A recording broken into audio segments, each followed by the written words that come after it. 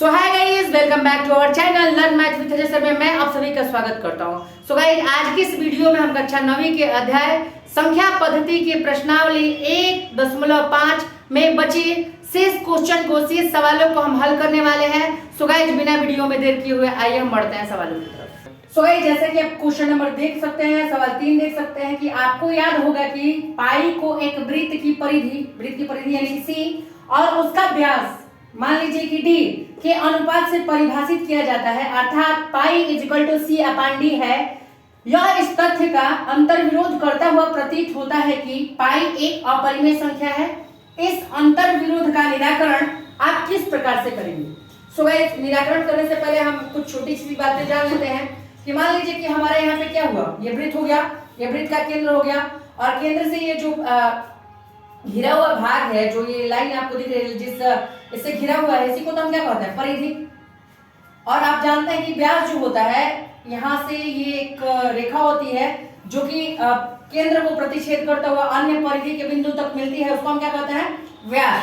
यानी कि आप ये जानते हैं कि इसको हम सी कहते हैं, सी यानी सर्कमफ्रेंस, और व्यास को हम क्या कहते हैं, स्मॉल डी के इससे कहते हैं। यानी कि हम जानते हैं कि पाई इक्वल टू जो होता है सी डी, जो कि इसमें दिया हुआ है, पहले से ही दिया हुआ है। गाइस आप देखिए, पाई का जो मान होता है वो 22/7 होता है, यानी 22/7 equal to C upon D. और हम एक बात और जानते हैं कि पाई जो होता है वो जो उसकी वैल्यू 22/7 होती है, वह एक माननीय केवल लगभग में ही इसका मान ये दिया होता है 22/7, यानी कि पाई का लगभग मान 22/7 होता है। 22/7 एग्जैक्ट वैल्यू नहीं होती इसकी मतलब एकदम पूरा वैल्यू 22/7 नहीं होता, लगभग में इसका वैल्यू 22/7 होता है, जो कि अशांत और अनावर्ती होता है। कैसा होता है? अशांत और अनावर्ती। और जो ये अशांत और अनावर्ती होता है, इससे कौन सी संख्या हो जाती है? तो हो जाती है जो ये संख्या वो होती है अपरिमेय संख्या। वो क्या होती है? अपरिमेय संख्या। लेकिन अगर हम दूसरे पार्ट्स को देखें, इसको हम ये पाई को पहले जानते हैं कि अपरिमेय संख्या है, लेकिन इसको हम देखते हैं तो p/q के फॉर्म में हमको दिखता है, तो हमको लगता है कि अरे यार ये तो परिमेय जैसा दिख रहा है। तो हमको देखने में तो पहले ये लग रहा है कि अरे ये तो अपरिमेय है, तो ये अपरिमेय संख्या के बराबर कैसे हो सकता है? तो हम एक बात यहाँ से निराकरण ये करेंगे कि पाई की एग्जैक्ट वैल्यू तो होती नहीं है, ये लगभग वैल्यू 22/7 होती है, यानी सी अपॉन डी इस अपरिमेय संख्या यानी पाई के बराबर तब होगा जब मतलब लगभग होगा जब सी तथा डी में कोई अपरिमेय संख्या होगा। अपरिमेय संख्या होगा तब जो pi equal to C upon D है, मतलब होगा। समझ में आ रहा है कि नहीं आ रहा? देखिए, यानी pi equal to C upon D है, ये अपरिमेय संख्या है, तो ये भी अपरिमेय संख्या होना चाहिए। तो हम निराकरण ये कहते हैं कि जब ये इसके बराबर है तो ये अपरिमेय संख्या, तो ये भी अपरिमेय संख्या होगा। इसलिए हम यहाँ पे निराकरण के रूप में ये कहते हैं कि जब सी तथा डी में से कोई अपरिमेय संख्या होगा तब pi equal to C upon D होगा। समझ में आया कि नहीं है गाइस? आराम से हम इस सवाल को कर सकते हैं। आइए हम बढ़ते हैं दूसरे सवालों की तरफ। सो गाइस, जैसे कि आप सवाल अगला देख सकते हैं, क्वेश्चन नंबर 4 है। क्वेश्चन नंबर 4 ये कहता है कि संख्या रेखा पर √9.3 को निरूपित कीजिए, यानी कि जो है नंबर लाइन है, इस नंबर लाइन पे हमको √9.3 को दिखाना है। सो गाइस देखिए, आइए हम सॉल्व कर लेते हैं। हम अब स्केल कुछ चीजों को ले लेते हैं जिससे कि हम इसको करने वाले हैं। स्केल ले लेते हैं और ये हमारा लंगड़ा ये प्रकार हो गया, हम इसकी मदद से करते हैं। सो गाइस आइए हम देखते हैं कैसे होगा। सो गाइस, जैसा कि आप जानते हैं कि हमको क्या करना है कि √9.3 को संख्या रेखा पे दिखाना है। सो गाइस आइए हम देख लेते हैं। सबसे गाइस पहले हम ले लेंगे स्केल।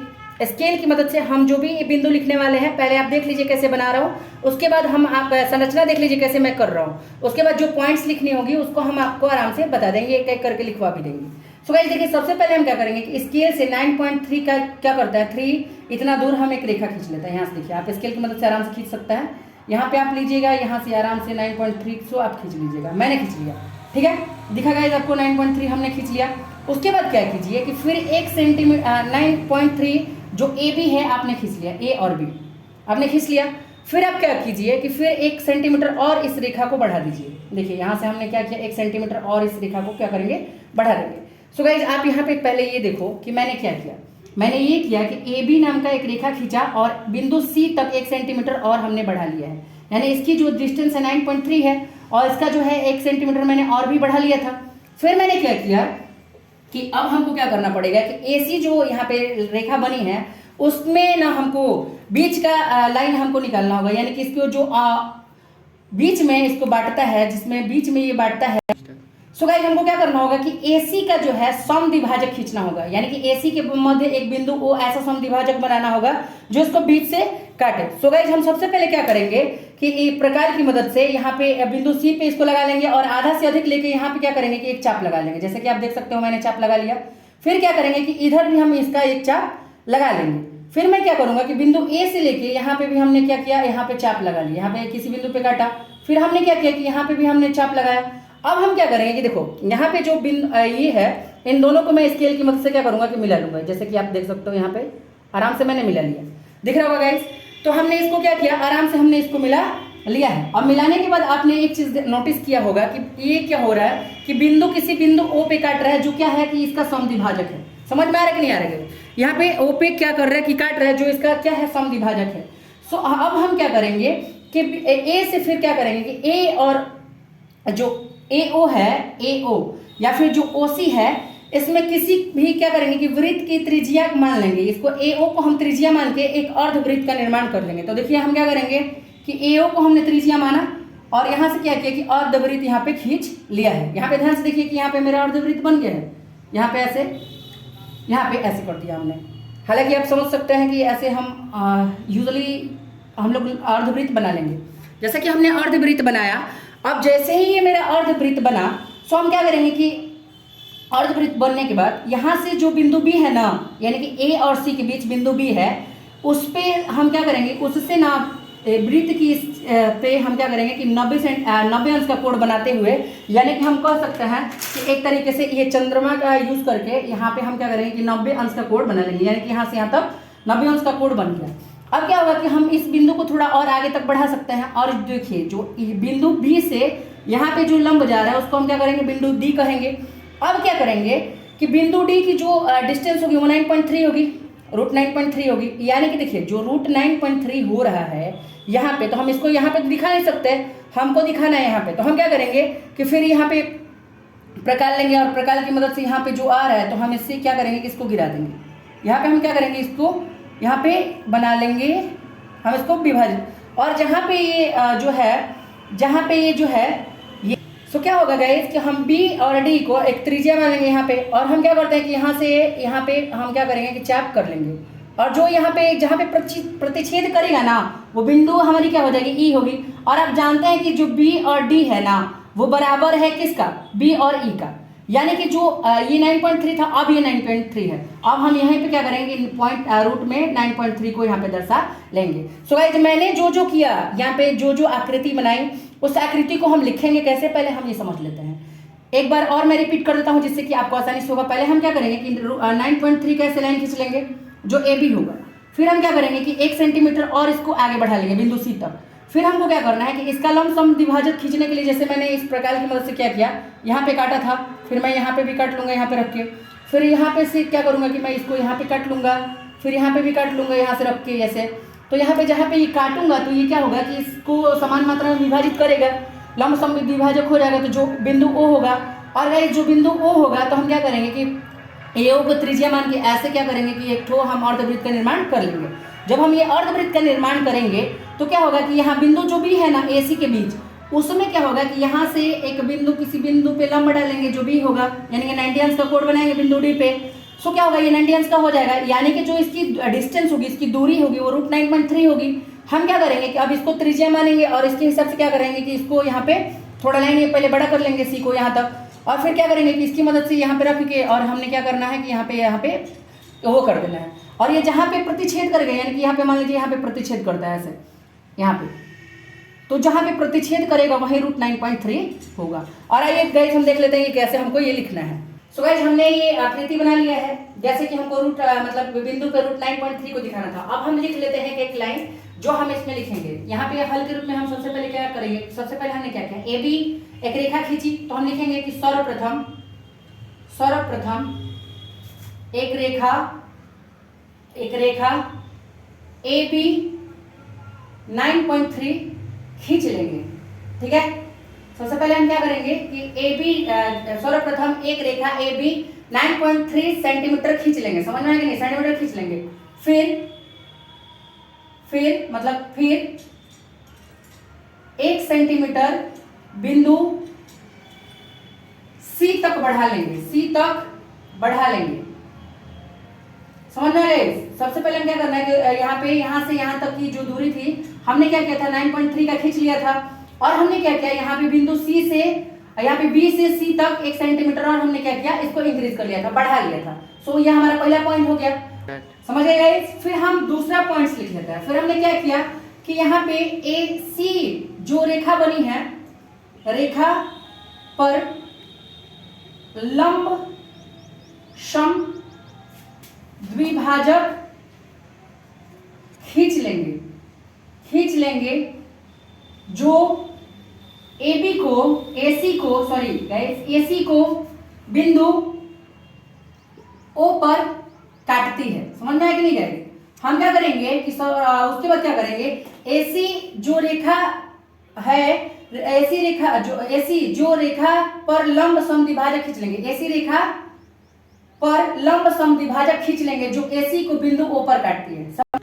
सो गाइस पहले मतलब यह बिंदु ओ पर काटती है। फिर अब तीसरा हमारा पॉइंट जो होगा, तीसरा पॉइंट हम लिखेंगे कि एओ या फिर ओसी को त्रिज्या मानकर अर्धवृत्त खींच लेंगे। क्या करेंगे? अर्धवृत्त खींच लेंगे। ठीक है, ये हमारा तीसरा काम होगा, जैसे कि मैंने किया अर्धवृत्त खींच लिया। फिर क्या करेंगे अगले हम पॉइंट में, अगला जब हम पॉइंट लिखेंगे इसके बाद गाइस क्या करेंगे कि देखो जो एसी पर स्थित बिंदु बी से लंब खींचेंगे। ठीक है, सो गाइस हम क्या करेंगे कि यहाँ पे जो है एसी पे देखिए स्थित ये बिंदु बी है, तो बिंदु बी से लंब खींचेंगे। ठीक है, जो वृत्त की परिधि बिंदु डी को काटती है, बिंदु डी पर स्थित है। समझ में आया कि नहीं आया? यानी कि हम क्या करेंगे कि बी से जो है लंब खींचेंगे जो वृत्त की परिधि बिंदु डी पर स्थित है। ठीक है, सो गाइस हम क्या करते हैं, इसको मिटा के इधर लिख लेते हैं, नहीं तो आपको लोग को दिखेगा नहीं। जो वृत्त की परिधि बिंदु डी को काटती है। समझ में आया कि नहीं आया? हमने क्या किया, बी से काटती है, यहाँ पे काटती मैंने लिखा है, काटती है। यानी कि हम क्या करेंगे कि एसी पर स्थित बिंदु बी से लंब डालेंगे डी पर, जो कि वृत्त की क्या है, परिधि है, किसी बिंदु डी पे काटती है। और हम जानते हैं कि जो बीडी है, बी और डी है, वो बराबर है, क्या करेंगे कि बी और ई का। क्यों बी और ई का बराबर है? देखो ये बिंदु ई है, क्योंकि क्या किया हमने बी और डी से हम क्या किए, इस वृत्त की त्रिज्या मान लिए हम, और यहाँ से फिर हम क्या किए, यहाँ पे प्रकार की मदद से हमने चाप एक कर लिया है। और जिस बिंदु पे अभिष्ट बिंदु यानी कि BD इक्वल टू BE अभिष्ट है, माने अभिष्ट बिंदु है। ठीक है, जो अभिष्ट बिंदु है तो हम क्या, सो अभिष्ट बिंदु है यानी कि जो कि जिसकी माप क्या होगी, √9.3 होगी, जो हमने क्या किया यहाँ पे दिखा दिया है, यहाँ पे आराम से दिखा दिया है। तो गाइस आपको ऐसे लिखना है, और जो खींचने वाला जैसे मैंने ड्रॉ किया फिगर, मतलब चित्र बनाया, उस तरीके से आप चित्र बनाएंगे तो आपका ये सवाल बिल्कुल सही है। सो गाइस आइए हम अगले सवाल की तरफ बढ़ते हैं। सो गाइस जैसे कि आप क्वेश्चन नंबर 5 देख सकते हैं कि निम्नलिखित के हरों का परिमेयीकरण कीजिए। सो गाइस बहुत ही आसान सवाल है, हरों का परिमेयीकरण करना है। सो गाइस हम पहला सवाल देख लेते हैं। यहाँ पे देखिए हम जानते हैं कि ऊपर जो होता है उसको क्या कहते हैं, अंश, हम समझाने की दृष्टिकोण से बता रहे हैं, और नीचे को क्या बोला जाता है, हर। हमको हर का परिमेयीकरण करना है। सबसे पहले आप बात देखिएगा, जब हर में कोई एक संख्या हो, जैसे कि √7 एक संख्या है, किसी जोड़ी घटाना नहीं है, तो हम क्या करेंगे कि लिखेंगे कि हरों का परिमेयीकरण करने पे, हर का परिमेयीकरण करने पर, तो अभी करने पे क्या होगा, करने पे तो यहाँ पे 1/√7, और परिमेयीकरण का मतलब होता है कि जो नीचे है ना उस रूट को हटाना है, यानी √7 और √7 से हम क्या कर देंगे, यहाँ पे गुणा कर देंगे। क्योंकि यहाँ पे √7 है तो उससे ऊपर और नीचे गुणा करा लेना। अब इससे क्या होगा कि यहाँ पे हम 7 एकम क्या हो जाएगा, केवल √7 हो जाएगा, जबकि यहाँ पे क्या हो जाएगा 7 और 7। अब जानते हैं कि यहाँ पे 7 और 7 7 × 7 हो जाएगा, और जब रूट में दो चीज हो जाता है, 2 का गुणा होता है तो 1 निकलता है, यानी कि केवल यहाँ पे क्या हो जाएगा 7 हो जाएगा। समझने की दृष्टिकोण से समझ गए दोस्तों? यानी कि देखिए यहाँ पे ये हो जाएगा कि √7 × 7 हो जाएगा, यानी अगला लाइन में हम क्या करेंगे कि √7 का √7 है ऊपर, और नीचे क्या हो जाएगा 7, क्योंकि आप जानते हैं कि 2 का जब पेयर बन जाता है रूट में तो 1 निकल जाता है, यानी कि ये हो गया हमारा आंसर। आइए हम अगला सवाल देख लेते हैं। सो गाइस अगला सवाल के रूप में क्या दिया हुआ है कि अगला सवाल में दिया हुआ है कि 1/√7 और 1 - √6 इसका परमेयकरण करना है। देखिए गाइस यहाँ पे एक संख्या नहीं है, यहाँ पे दो नंबर है, दो संख्या है, दो मतलब इसमें यहाँ पे डिजिट दिया हुआ है, एक तो √7 है और माइनस में √6 घटाया गया है। तो इस तरीके का जब क्या करेंगे, इसमें हम लिखेंगे कि हर का परमेयकरण करने पे, परमेयकरण करने पर, तो जब इसका हम परमेयकरण करेंगे करने पर तो क्या होगा कि 1 अपन यहाँ पे जो दिया है √7 और माइनस √6। सो गाइस देखिए जब ये ऐसा कुछ भी रहे, मतलब नीचे कोई जोड़ या घटाने में रहे, जैसे घटाना में है तो हम क्या करेंगे कि इसी को सेम चीज को लिखेंगे, जैसे √6 है √7 है, लेकिन यहाँ घटाना है तो इसके बीच में हम क्या करेंगे, जोड़ करेंगे और उतना ही से ऊपर नीचे गुणा करा देंगे, मतलब करा देंगे, जैसे कि आप देख सकते हैं। तो गाइस यहाँ पे जब 1 से गुणा होगा तो ये तो यही रह जाएगा, मतलब यहाँ पे क्या होगा √7 प्लस यहाँ पे क्या हो जाएगा प्लस √6 हो जाएगा। लेकिन गाइस देखिए यहाँ पे जो होगा, आप यहाँ ध्यान से देखिए कि एक ब्रैकेट में हम देख सकते हैं कि यहाँ पे फॉर्मूला हम आप लोग को बता देते हैं एक बार में, a + b और एक ब्रैकेट में a - b, हमने पहले ही बताया जब इस फॉर्म में आता है तो क्या हो जाता है a² - b² हो जाता है।